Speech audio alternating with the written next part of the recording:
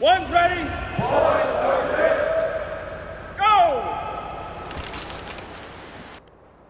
Hello, everybody. Welcome back to the One's Ready podcast. Trent here by myself. I just finished dinner with my family. It's finally cold in Texas. I was feeling like it's been a minute since I did a solo on here. And since nobody likes them except for me, I figured why not? Why not jump on here and do a solo, cover a few of the topics that we've been meaning to cover for a long time. If y'all want some deep dives, go ahead and jump in there and let us know that you want us to do an entire 60 minutes about anything that I'm talking about today. I'm just trying to prime a few of these things, share some thoughts, and exercise the old solo muscle, just talking into a camera. It's super not uncomfortable at all. But I just finished dinner. I lit my whiskey and oak candle, so it smells good in here. It's from HEB. So if you don't know what HEB is, it's because you don't live in America. I said it. Yeah. I've turned into one of those people that I used to despise, that thinks that Texas is better. It is what it is, and it's a disease. Let's jump right into this. The first thing up on our shared note for One's Ready, which, if we're honest, is just Jared actually being a good manager and writing down the stupid things that we say and coming up with ideas and putting them on paper so that I can get on here and take credit for all of it and talk about it and share my loosely formed opinions. And sometimes I will talk myself in and out of something in a single conversation. It's super exciting. I'm glad you're here. All right, the first one was, what does elite mean? So I'm going to do something that a general officer did to me one time on this podcast. I'm going to be like, I like the question. You asked a good question, but I'm going to answer the question that I wish you would have asked. And it's funny because I've heard another general officer actually ask the question ask the question that I'm about to ask and then answer myself, because that's how arrogant I am now. I think I'm general officer level intelligence or importance or whatever that means. I wish the question was, what is a warrior? And I've been thinking about this a fair bit, right? Because I've been having some conversations with people and they're like, this dude, he'll come in here and ask you, like, what is a warrior? And there's a few different answers to this. And it's one of those things that, when you're in the shower and you let your mind, be free and take little trips and think about things. I think there's a lot of different definitions for what a warrior is. And I think the lowest down definition I could come up with that I think what a warrior is, well, first thing you have to do is define the enemy, right? If you're a warrior, you have to have an enemy. And I know some people will be like, you have to know who the enemy is and all that other stuff, but who's the first enemy? Who is all of our first enemy when it comes to being a warrior, to being a capable human, to being the thing that we want to be? Like, assuming you want to be a warrior, right? And a warrior is different than a fighter. A fighter is just a fighter. You can be skilled and you can be a good fighter, but it doesn't make you a warrior. And I think the warrior defeats the first enemy, which is yourself. And I know I beat this dead horse, first thing you got to do, guys, is know yourself. Like, I get sick of myself saying stuff like this, guys. I'm just like if I go back and I have to hear some of these episodes, these reels pop up on my Instagram the same way they do yours, and I hear myself saying the same crap over and over again. Well, guys, if you don't know yourself, then you can't do anything else. But the reason I keep saying it is because it is the truth. The first person that you have to conquer before you can truly conquer anything else as a warrior, before you can be ready to fight anyone, anywhere, anytime, or fulfill the missions that are set forth for you to be the person that you truly want to be, the person that you have to conquer first and then keep conquering over and over and over again is yourself, is your own ego. If you can't master yourself, if you can't at least fight that battle every day, I don't think you're a warrior. I really don't. And I think who you are as a warrior too changes, with the enemy over time and a few different things. There's a lot of different definitions, right? But if I had to boil it down to one thing, and of course you're going to get the Trent Segmiller answer, is if you can't conquer yourself, then who else are you going to think you can conquer? At least long term. If you can't conquer yourself, you're not going to have discipline. You're not going to have all the ingredients necessary to be a warrior. And I think the difference between a warrior and a fighter too is when I think of a fighter, I think of a short-term thing. That's not like a forever thing. That's not, fully ingrained discipline. When we think of warriors, we think of those guys that if they live into old age, their muscles might get smaller, but they get, they turn into like sinewy, like super dense little humans that you're still kind of scared of. I'm still scared of them, right? Like they're still practicing their craft. They're better than everybody else around them. They've been practicing it for the last 60 years and they're still after it. And they got a good attitude about it. And then just in case, right? Because they still want to be ready. And I think a warrior, one of the other characteristics of a warrior is you you try to be ready all the time. A fighter, like when you talk about like your MMA fighters, your boxers or whatever, right? There's a training camp up to it. And don't get me wrong. These guys are day to day far more lethal than I will ever be with their hands, fists, knees, elbows, all that other stuff. But you have a train up for a fight, where a warrior is a little bit different. I think the warrior is always ready to go, and when in the MMA, field, some of my favorite fighters and that type of thing are the types that I would consider warriors. Like, like that's when we start using that warrior word when it comes to that type of stuff, is the guy that's anytime, anywhere, anybody. Bring them all on. And they're not always the most skilled, right? And they're not always the guys that win championships, because it's not always smart to be that way, especially in a professional fighting organization. But they're always ready. They're always in camp. They're always, willing to do what is necessary. So I think that's one of the big things too, is what are you willing to do? You can be a good fighter. You can be a Floyd Mayweather and fight the up and comers when they're still too young to remain undefeated. And I'm not taking anything away from Floyd. But like he can be a good strategist and a good fighter. But I don't think that's like the true warrior mindset, right? The anytime, anywhere, over a period of time, mentality. It's definitely a smart way to go in professional. But like you need to be always ready to go and willing to go, right? And that's what I was talking about. I was talking about willing. So like you can't turn down a fight as a warrior, like you don't get to decide when the enemy is at the gates. You don't get to decide when, the moral boundaries have been crossed and it's your time to go. So I think that's what I obviously boil it down, the warrior thing, to the first thing you have to conquer is yourself, but also you have to be willing. You have to be willing to do it. And we talk about like these career fields that we're in, like the special operations community and all that other stuff. And there are so many people that possess the skills and the talents to do this job. And even, and a lot of them are also in the military. And I'll tell you, a lot of people that I met who are super, super rad people, like that had way more physical capability than I did, and maybe had more discipline than I did, and had, more, genetic raw material, whatever it is. Like they could run faster than me. That's what I'm saying. They could do more pull-ups. They could do more sit-ups. Like they're physical monstrosities. We see these people all the time. And it's like, hey man, like, well, why don't you come over, because it doesn't make sense to me. I'm like, why don't you come over to my side of the fence? Because you would crush it, man. Like you would struggle way less than I struggle. And they're like, oh, I just don't want to do it. And I always respected the guys that had all the tools, no problem, right? It was obvious they had the tools, but they also recognized that without that willingness, without that drive, without that calling, so to speak, either they wouldn't be successful or they wouldn't enjoy it. And I think that's part of it too, right? Like if you're not willing to do it, and I think nothing about being a warrior is always enjoyable, right? But kind of, like we seem to attract a certain kind of masochist in this, and we always talk about it, like we will sit there and complain about all the crap that we have to do about at the end of our careers, how our knees are blown out and our backs hurt and all that other stuff. But oh man, we had such a good time. We had such a good time getting here. And so I think, if you don't have that willingness to put it all on the line, if you don't have the drive to conquer yourself first, if you're not willing to do what is necessary whenever it is necessary, like that to me really is a warrior, beyond the education, beyond the skill sets, beyond, the next generation fight or whatever it is. If you don't have those things first, and looking at the people that I truly look up to in this community, they all tend to have one thing in common, and that's that thing. They conquered themselves first. They're highly disciplined people. They're willing to do things that not very many people in our population are willing to do, and they're willing to do them whenever the call comes in. I'm not saying it's fun all the time. I'm not saying it's easy. I'm not saying they're always masochistically having a great time. But that's to me what a warrior is. So I appreciate the question on here, or the suggestion from Jared.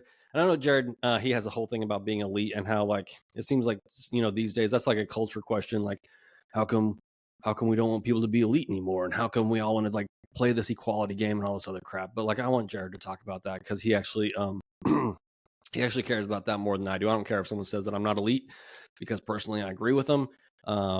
There are a couple things in this world that I don't suck at, and I managed to turn that into a career. And then I managed to to get onto a podcast afterwards. And after years of practice, I am middling at best. So, and here we are. Thank you for listening. That's my way of saying I appreciate you sticking with me, through the years and through this podcast.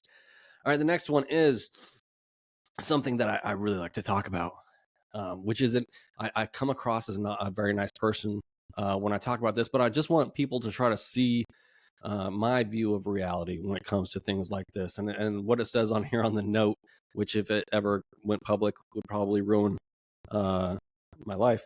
It says F the guidance counselors. We've talked about this before, right?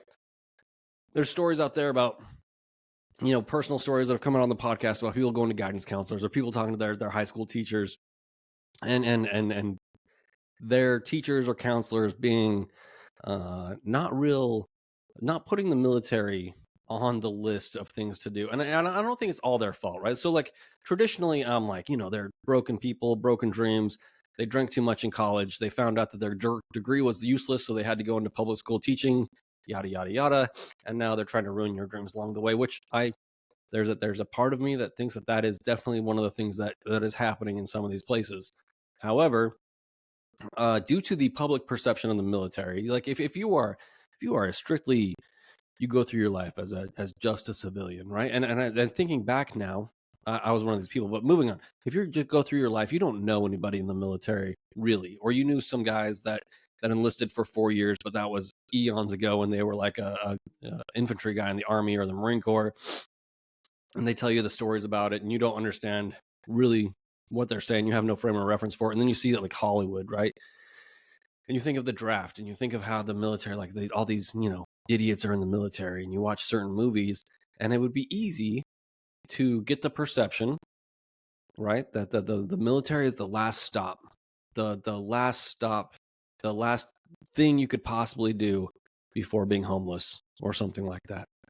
And I'm not saying that that's not sometimes the case, and I'm not saying that in my case, my life wasn't like a dumpster fire of all, that I'd lit, or a row of dumpster fires. Like I was real good at throwing matches and things and looking at opportunities that I wasn't excited about and burning them to the ground. I was real good at like, hey, like you scored well in these placement tests. Like, like I'm a pretty good test taker. So like if I actually had the drive to get a degree and to go into the professional world and to try to be a lawyer or something else or a businessman, like that, I'm not saying that if I'd wanted that was beyond my capability. It's just not what I wanted to do. And I was kind of a wild kid, and I'm very like, I just want to do what I want to do. Sorry to all my supervisors in the military. They definitely know what I'm talking about. Anyway, I'd lit all the dumpster fires. So like in my mind, and it's not quite as dramatic as it sounds sometimes, but like in my mind, I was like 1 or 2 steps away from having nothing in my life. Like I was making wrong decision after wrong decision after, and just like throwing opportunities away. And it got to the point, and I hadn't hit like rock bottom. So that's what I'm saying. I hadn't hit rock bottom, but that's when I ended up joining the Air Force. And one of the things that happened though, as soon as I walked in that recruiter's office, as soon as I started to really think about being in the military, I wondered why I'd wasted so much time. I watched all the military movies when I was a kid, and I played with GI Joes. I played with toy guns when I was younger, shotguns, later on in life, in my teenage years, and the bow and arrow and all that other stuff. And I'm not like a gun person, right? Like I like guns, but I'm not like a fanatic, I'm not, any of those guys that you're ever going to see on YouTube, probably just shooting and shooting and shooting. Like I think they're cool. I appreciate the utility of what they do. And I'm definitely like a Second Amendment supporter, but I'm not like, you're never going to see me with like a huge collection of guns that I don't want to shoot.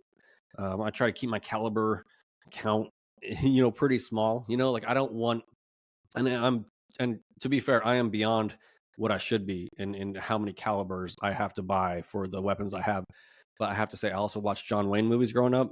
And when the opportunity walks in the front door to get a 30-30 lever action, and you live in Texas at the time, you cannot say no. The John Wayne would come down from heaven and beat me into oblivion if I saw that 30-30 on the wall and I finally had the opportunity to get it and I hadn't bought it. So that was kind of like my one-off, from my 3 caliber rule, 3 or 4 caliber rule. 22 doesn't count. 22 doesn't count. Um, but anyway, but I had shot weapons, but like, it's just one of those things. Like I had tried college, and that's not for me. Like I just couldn't, and I don't want to say I couldn't make myself do it, because if I wanted to, I could have. I don't want to be like, I couldn't go to college. I could have. It's not that hard. Like I passed most of my classes that I actually attended, but it wasn't what I wanted to do. But as soon as I started working my way into the military, it felt like where I belonged. And I don't know how else to explain it beyond that. And so I understand. Like I had a buddy, side story. I had a buddy join the Army right out of high school, and I made fun of that dude. Because my view of the military, and especially the Army, was probably a lot like your guidance counselor. And maybe that's why I'm so opinionated about it, is because I was so wrong. Like that's what it is. Like I'm probably just yelling at the younger version of myself, being like, you idiot, like you wasted all these years. Granted, I had some good experiences and I had a whole pile of jobs, which probably set me up for success later on in my career. Because if I joined at 18, who knows what would have happened. But at the moment, I was not very happy with myself for wasting all that time, for thinking that the military was something that was, I was too good for. Thinking it was the last opportunity. So I did all these other things. I made fun of my buddy that was in the Army. He came back, and it's easy as a civilian that doesn't understand, right? He's fully indoctrinated. He's saying words for what the bathroom is and all these other things. We're making fun of him. Like, you're such an idiot. You're such a shill for the government. And I'm not saying that that's not kind of true. Whatever you think about it. But like, I was so wrong about what it is like in the military, and the opportunities that are available. And I was so wrong about the type of person that they're looking for like the special operations community, and like I had cut myself off from like those opportunities from the very beginning. There's no way when I joined the Air Force that I was like, I'm gonna go be a weather guy, and then I'm going to cross over to the special operations side. I'm going to get all the training. I'm going to go through everything that I need to do. I'm going to make it. I'm not going to quit. I'm going to do everything they asked me to do, and I'm going to be special operations. Like, that's just not how I thought about myself. And so like, well, it was two things at once, right? Like, it was like, I thought Green Berets, special operations, like I'd read some books about military stuff. There was like an old Vietnam Green Beret, and I'd read his book when I was younger. So I think I read some Colin Powell stuff. And I was just like, that's just not who I don't think I have that kind of capability in me. And so like, I wasted all this time. I shut all these doors. I had a very incorrect view of what the military was and was not, and what was available. And I think that's why when we talk about the teachers and the guidance counselors, like I was that person. I was that person as a very young person. And if I'd stayed in that situation back home and just gotten like a regular job and just kind of like eked my way through life, I'm sure I would have eventually found something that I would have been successful enough to get married to somebody that would have settled for me, knock out a couple kids, give them a good life. And it probably wouldn't have been the end of the world, but my understanding of the military would have been still, the 1% solution.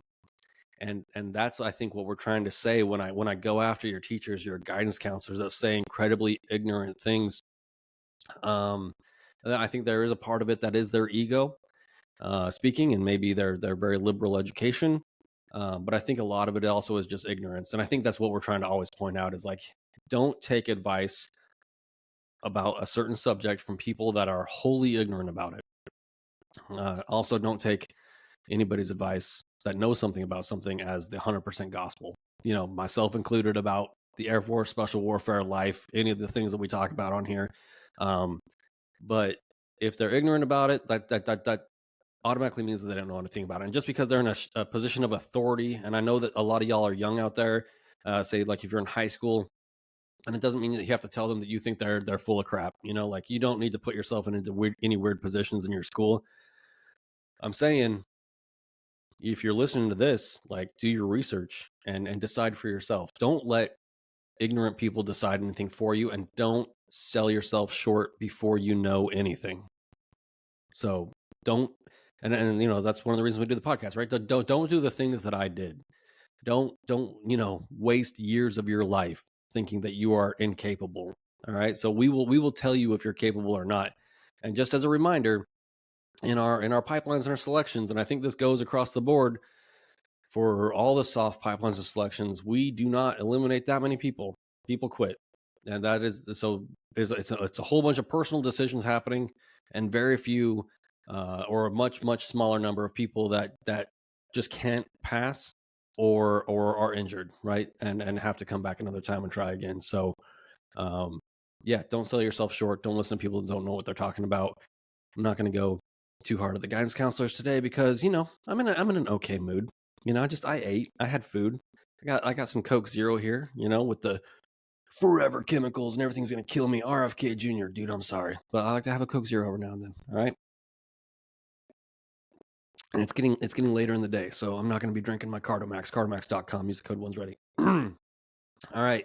The next things, there's two things on here that in this shorter video we might want to get to. Failure, and that's all it says. So on this note that Jared wrote, because Aaron is a legitimate busy person conquering the internet with the war room and being a PJ and being the dominant personality on the ONESREADY podcast, which is why I have to come on here alone, so I can get some words in. Like I got things to say. Aaron, stop interrupting me. You know what I mean? But Jared wrote just failure, and I think that's an interesting. That is an interesting thing to put on there to start a conversation on a podcast. And I think maybe we should have a podcast about that, where we just go on there and say failure. What do you think? Go. And I think for me is, man, failure is like the thing I am most terrified of in this world, right? It is the great motivator. However, if you never experience failure, then you're never going to experience true success. So like it's one of those things where I spent so much of my career avoiding failure. But the thing that does is early on in my career, like I started my career. Yeah, we'll do some story times to illustrate some of this stuff.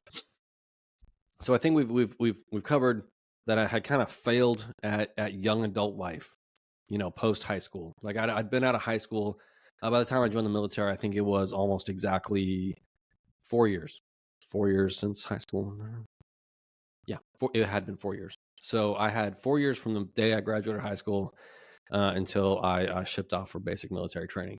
And the amount of failure I experienced through that, and the amount of personal failure, right? Like it's not just like me trying and not succeeding, right? I talk about the selection course and how most people quit. It was a lot of me, not being a warrior, not conquering myself, not having the ability to stick with stuff, me having jobs and quitting jobs and lighting opportunities on fire and thinking that I was a lot smarter and a lot more experienced than I was and making bad decisions. So I think all that failure moving into my military career was a very positive thing. I did feel painted into a corner a little bit. And then when I joined the Air Force, and I've told this story before, but I'm going to tell it again. I went to the recruiter and there's a lot of positivity. I went and took the D-Lab to become a linguist. I passed the D-Lab. I didn't get like a huge high score, but like I scored well enough to qualify to be a linguist. And then all the other stuff, they're like, do you want to be an airborne cryptologic linguist? And I'm like, yes. Like they're like, you got to go to SEER school. And then there was one thing I had. So like when I said that I wasn't like special operations material, I just didn't think I had the performance in me to be special operations. Now, when it comes to taking just pain and punishment, that is a skill set that I had honed pretty well. And I was fairly confident. And so you expect me to go to Camp Slappy and to get through that? Like that sounded like an adventure to me. You want me to play in the outdoors a little bit. You want someone to try to get me to talk. Like I'm there. I'm not sure I can do 15 pull-ups when I first joined, right? Like I could probably only do like 2 or 3 pull-ups, honestly, when I first joined. But could I take some punishment? Yes. So like the cryptologic linguist, right? Like I take the D-Lab. I'd been out of high school for a long time. I take the ASVAB. I score pretty well on the ASVAB. And then, they signed me up to become a cryptologic linguist. So I'm riding this wave of recent success, right? But I've ridden some of these waves before in my life, right? And, and then I'd quit or done whatever or ruined opportunities and jobs, and I had to move on before those opportunities dried up and I ended up in the Air Force. So like I'm riding this wave from my recruiter, and I got this sweet sounding job. Something that's fairly hard to get with the scores you have to get and all the testing that you have to do, and I make it to basic training, right? And so I'm feeling pretty good about myself. I go to do my flight physical and all the other stuff that I have to do. So I end up missing the briefings for SEER and all these other things, which I probably wasn't interested in at the time anyway, right? Like when the combat controllers and the pararescue guys come over to talk about, coming over to join the whatever it was back then, Battlefield Airmen. I missed all those briefings, which is fine. But then it came to my security check, and apparently at the time it was 2003, so we were recruiting lots of people. They weren't desperate for linguists. They weren't at least desperate enough to overlook some of the stuff that came up in my security background check. So, I'm riding this wave. I'm in basic training. I'm doing okay. I'm 21 years old, and it was a summer class, and so it was mostly high school kids straight out of high school in my flight. And so I'm like kind of feeling like a little bit of leadership. I got these young kids. I'm a pretty good performer. I can run fast. I'm not great at everything, but like I'm getting there. I'm gonna have this cool job in the Air Force. I told everybody I'm gonna do it. And then they come to me and they're like, "Hey, man, you can't be a linguist." And to describe that feeling, to describe trying to call home, which is weird that they wanted me to call home because it didn't change my graduation day. But they're like, "You can call home. Let's like, here's the phone, kid." Like, and it's funny too because you think about back to basic training. Like, I was, like you think that everybody is like your MTI, your military training instructor, right? Like, oh, blah blah blah. Here are the rules. Like this crushed me. Like it was hard. Because I built this job up in my mind. I thought that I was, somehow a capable person. Like I thought that the test scores mean something, right? Like I was finally going to turn my life around. And then and it's not I previously through my life actions, I pulled the rug out from under myself again. And I proved to myself again that I wasn't ready or the type of person that they needed to do the really cool jobs. And so they gave me a list of 5 jobs. And one of them was weather, which in hindsight maybe wasn't what I was actually looking for, but that's what led me down the path to where I'm at. So like I think having that failure right up front and then re-establishing my humility and then going to that weather school for 7 months where I did fail a class there. There's some personal story stuff that went along with that failure, but we're not going to talk about that today. But having those failures, in life and then early on in my career, what that really, really did for me is I didn't want to fail anymore. Like you just get tired of it. At least I got tired of it. And I started to notice as I built these habits and I got a little like obsessive about not failing.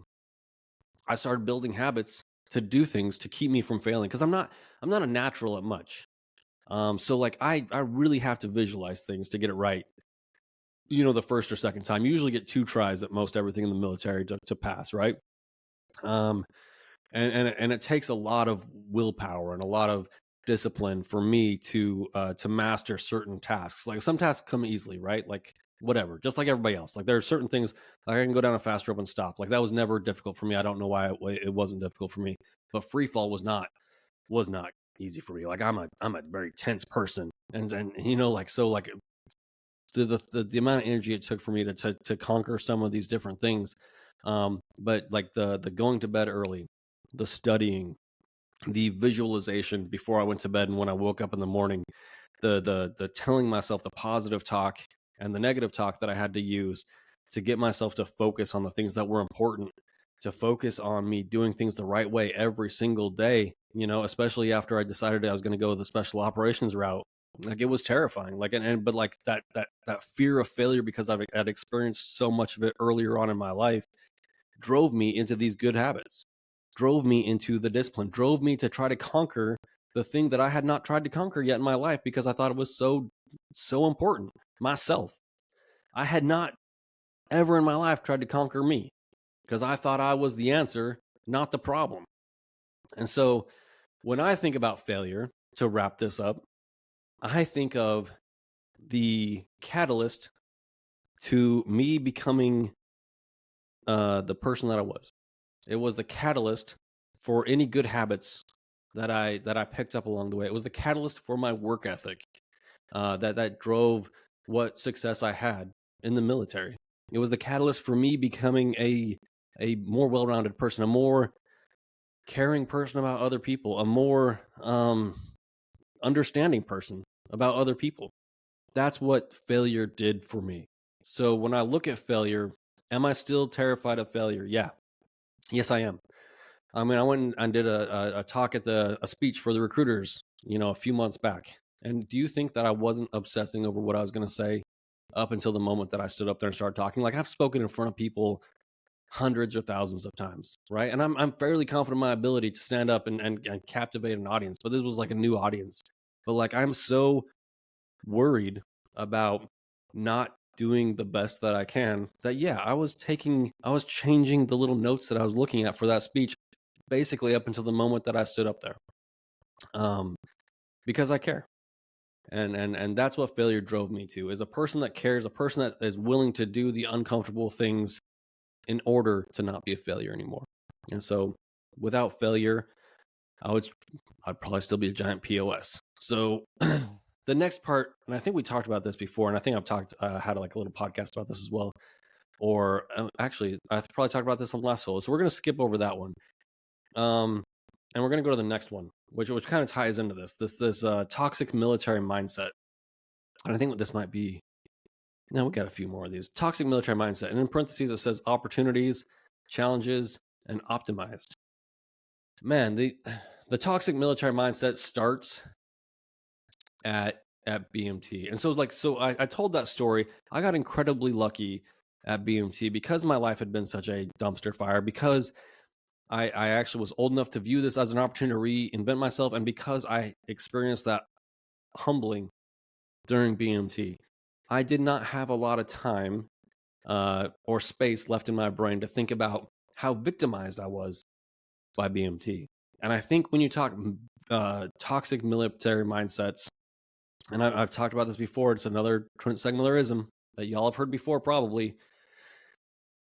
When you are about to join the military, I guarantee you that almost all of you are telling all of your friends and all of your family, unless you don't have any of those things, which is fine, then you're exempt from this conversation. If you had no friends and family and you didn't talk to anybody before you joined, then you can be whatever you want to be. But most of y'all had a lot of positive things to say before you joined. You're like, I'm going to go do this thing, and you're talking yourself up, and I'm going to go join the Air Force and change the world, and I'm going to, join for 4 years and then go to college, right? Like, you can see the positives. Even if you don't want to join the military, you're like, I'm going to join for 4 years. I'm going to use the GI Bill or whatever it is to go to college, right? Like, I'm going to learn a trade, and then I'm going to be successful afterwards. I'm going to use this as a stepping stone to get somewhere else, to provide some structure in my life, and for the government to pay for a lot of this training and all these other things and all the benefits. And all I have to do is get through basic training and do my job, and then I can unlock all these military benefits that everybody's always talking about. And then something happens. You get on the bus or the plane or whatever it is, and you show up at basic training, and people start yelling at you. And all of a sudden, you're here against your will. And I got news for all of you. You are all still volunteers every single day. Every one of you. Everybody in the military right now. I don't think we have a single draftee left. All of you fools are volunteers. And the worst ones are the ones that have volunteered multiple times. The worst ones are the ones that are like 15 years in complaining about stuff. Like, you keep volunteering and you still want to complain about everything. Like, you don't see all the opportunities that are in front of you for some reason, or you don't like to talk about it. And I don't know when it became so... Okay, so like, there's two sides of me. Okay, so we used to say, let's break this down a little bit. We used to say that it was our job as NCOs to complain, especially staff and tech, right? Like, we're like, hey, it's part of our job. It's part of our birthright, right? As NCOs, like, I earned the right to complain. And there is a time and a place to complain in the military. Like, it releases something, or it just... sometimes things just really suck. They really do. And it's time to just, let some stuff out and complain about it. But when you're complaining, it gets in the way of anything else. When it gets in the way of opportunities, when it gets in the way of your relationships, when it gets in the way of mission success, when it gets in the way of your teammates, enjoying or getting through training events in a nice environment, like it can be raining and you can have 100 pounds on your back with your teammates and you can complain a little bit. But if you're that guy that's just going to sit there and complain and complain and complain, you're making everything way harder than it has to be. So when it comes to that victim mindset, y'all are volunteers and don't forget it. All right. And it's not that bad. There are obvious exceptions. I'm speaking in generalities, right? I'm speaking to like the 90%. There are people that very terrible things happen to in the military, just like people that go to college, right? Like I could say like, oh, don't complain about college because it's really not that bad. And then someone would be like, well, I went to college and I was raped or whatever, right? Which is a horrible, horrific thing that happens all over. It happens to good people all the time, right? Or you get assaulted or terrible things happen. I'm not saying that people don't have bad experiences, but I'm saying overall, most y'all need to stow it. You need to put that stuff away and try to see the positive side of everything. And it's going to make your life a lot easier. That there's a difference between the habitual complainer and the guy that smiles a little bit and talks about how much everything sucks. And in a funny way can explain how much water is in his boots, how deep the mud is, how this 80-pound ruck turned into a 120-pound ruck because the waterproof stuff on it is only waterproof for so long, right? And in those situations, it's super important to complain a little bit, but also, have some fun and think about, you got to do it anyway. So you might as well have a little bit of fun while you're doing it. And so that's the first part is never forget that you're volunteers. Never forget that it's up to you whether or not it's a good time. So there you go. And then the next thing he has on here is challenges. Man, if you want some challenges, the military is the place to go. Like there are always challenges that you can get after. And I know that it can be difficult for me sometimes to envision the day-to-day life of some of the people that work behind desks. And I'm not denigrating their work at all. My wife ended up being a personnel officer, and the number of times that she got myself or my buddies out of a jam or could answer all the questions that us idiots had no idea how the Air Force actually worked, like it was amazing. And when I was at Hurlburt, and I've told this story before, like I had a finance guy and I had a personnel guy and I had some other people that like were go-to people to help us out during those back-to-back rotations or to get the passports last minute that we needed to go do certain things and all these other things that we needed to do. The same with the medical side, like the doctors that were just processing people as fast as they can. When you're going in there and you're doing your pre-deployment medical check and your post-deployment medical check on the same day, those doctors, yeah, like they're knocking it all out and they're trying to do the best that they can do by you. But it's hard for me to like take that environment and to see all the challenges. But I'm saying if you're in that environment, you know what the challenges are. You know what you can work towards. What you want to get after. And maybe these are personal challenges, that I don't think there's a more miserable person in this world than the person that doesn't have any challenges, that has no more mountains to climb, that has decided that this is it. Like, we've all seen that person. Like, well, I made the last rank I'm going to make in the military. I'm just going to sit here and do my job until I get out. What are you going to do when you get out? For a bunch of the retirees, I don't know how many times I heard this and it drives me insane. It's like, well, I'm going to go be a greeter at Walmart. And I'm going to smoke weed. Cool, man. But what are you going to do? What are you going to do to affect the world around you? What are you going to do that scares you? What are you going to do that you could fail at? What are you going to do? Like, the people that don't have challenges are miserable and they are lost because you're either going forwards or you're going backwards. This life we're on a treadmill, all of us. And if you don't have challenges to run towards, if you don't have a reason to outrun the treadmill, then you're just going backwards and you're going to be miserable because eventually you're going to wake up one day and you're going to see the spot that you were when you decided to quit challenging yourself. And that place is going to be really far away. And you're going to realize the amount of effort it's going to take you to run all the way back there just to start over again. And it's not a good feeling. And I'm not saying that it's never happened to me. We've all been there before. And luckily, I think most of us catch it before we end up too much further back than we want to go. But you still got to sprint to catch up. You got to sprint, that's what it is. Catch up to the team, sprint to catch up. And then find those challenges again. One of the great things about this podcast is it provides challenges for me all the time. Doing the solos, it's not a natural thing. And I don't mean to talk about it so much, but it's just an example, right? It's one of the things I have other things in my life that are challenging, mostly just overcoming myself on the day-to-day, trying to become, the warrior. But man, seek out those challenges. You have to. And it's not, and everybody's challenges look differently too. Like Aaron and a bunch of my friends are super into jujitsu, and it's just, maybe I'll give in someday. Maybe I'll give in someday and be the veteran that does jujitsu, does rock climbing, and runs marathons. Maybe someday I'll get there, but not today. So everybody has different challenges that they're trying to get after, and that's okay. But you got to do something that is fulfilling for you and is also difficult. Otherwise, you're moving backwards, and you're not going to like where you end up. All right, let's go. Here's another one. Well, we kind of already talked about this. There's some spicy language in here. Jared, geez, bro, like how angry were you when you wrote this? Stop pushing kids to go to college.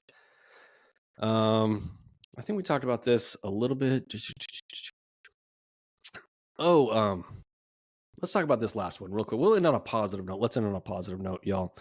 And I want to talk about some people in my life and my career that have really made a difference. That I talk about it all the time. Like the amount of people in my life that it took to turn me into a almost functioning normal human being is insane. Like it took in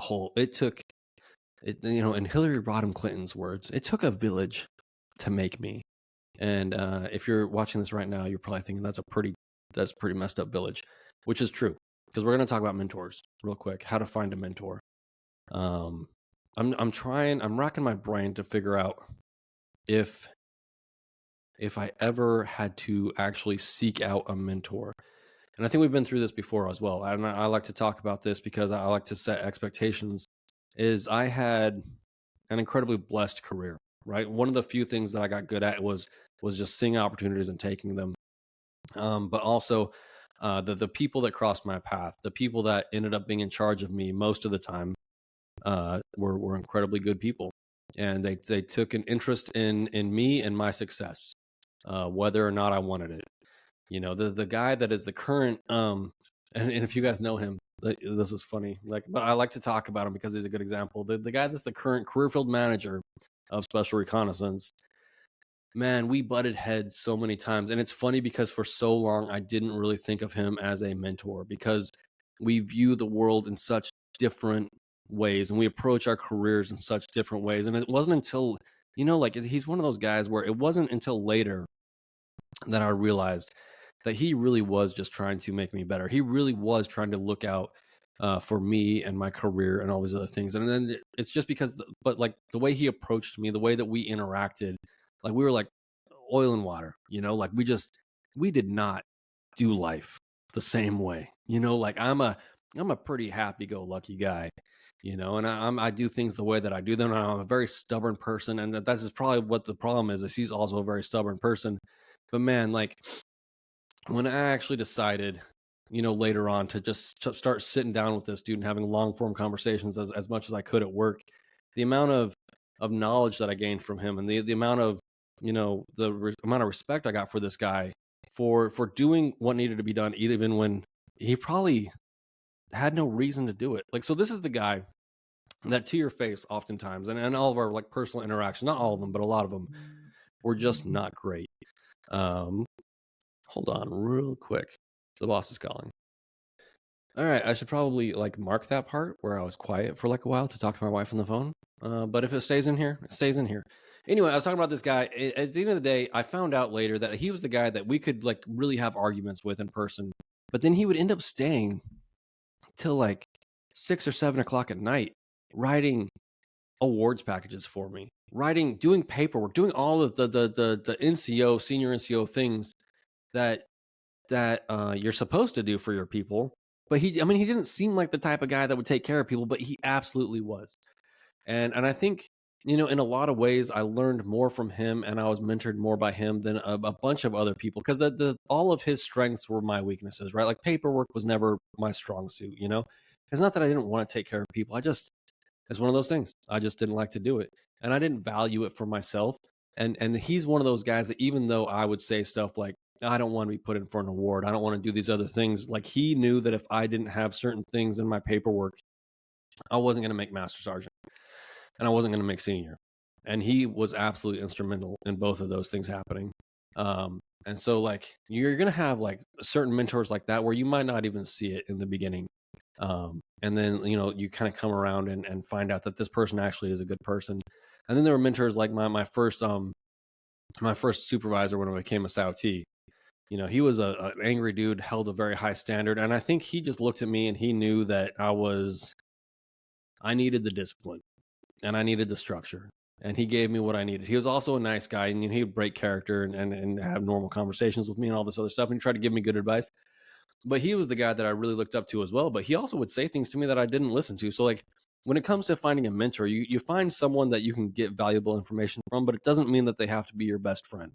A mentor is somebody that gives you what you need when you need it. And I think when you're searching for a mentor, I don't know, I said mentor so weird that way. Like mentor, oh, it sounded weird. Did that sound weird? That sounded weird.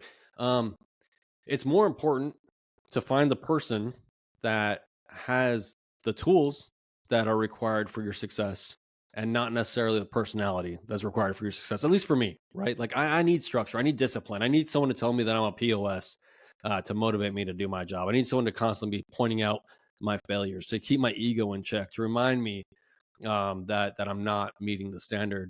But also then can come around and tell me, when I've made it or certain points, right? Like there's also that thing is when you actually do become part of the team, you just need that every once in a while, someone being like, no, like it seems like you've been here forever. And it's the greatest moment of your life and your career when you figure out that you're not the new guy anymore and that you're actually part of the team. But the most important thing is your mentors need to, like, I would look more towards a successful person in the places that I am not than I would for the personality person that I want to hang out with. Most of my mentors, I didn't spend a lot of time hanging out with socially. I don't spend a lot of time with anybody really hanging out socially. But like, we're not going to the bars together. We're not drinking bros. They're mentors. And it's a totally different thing. And so like this guy, the guy that I didn't get along with at all, like all his strengths were my weaknesses. And I learned a lot from him. It's kind of like when I became an instructor, and all the combat control instructors when I was at Keesler, whether they liked it or not, became my mentors as well, because I hadn't gone through the pipeline, and my career field was going from one thing to another, and we were trying to move towards combat control, and I didn't really know why. Like I deployed and I had some decent experiences. I didn't get myself killed, and I didn't kill any friendlies on accident, and so like I had probably an inflated sense of my tactical prowess and my professionalism and my discipline and all these other things, because where I came from, I was a fairly successful person. But spending 4 years with the combat controllers at Keesler and going through those experiences and seeing how these guys approached everything, I think there were some things that I brought to the table that were a little bit different, and I was able to see things from the outside, which was good. But that these guys, the discipline and the professionalism, the way they approached jumping out of planes, the way they approached everything, and how like good they were at it had to break through to me at some point. Like there were challenges with an old legacy pipeline like that stuff, and some of the things that they did just because they'd seen their instructors do it as well. And I'm not saying I took everything as these guys did or said as gospel, but through them, I saw what I wanted my career field to be in a lot of ways. Like, and it's not like the personality, right? I'm not trying to create little combat controllers, but I wanted the SAUT guys that graduated the pipeline to be highly disciplined. I wanted them to be highly professional. I wanted them to be willing to do whatever it takes at any given moment. And I think I was like an 80% solution in most of those areas, but those guys were like 100% solution that I was working with. And I think that's why we stood up the pipeline, is because we wanted our guys to be a lot more like that in that way. And so finding those mentors that have the skills that you don't have, that can hold you accountable and then can fill in your gaps, is the most important thing.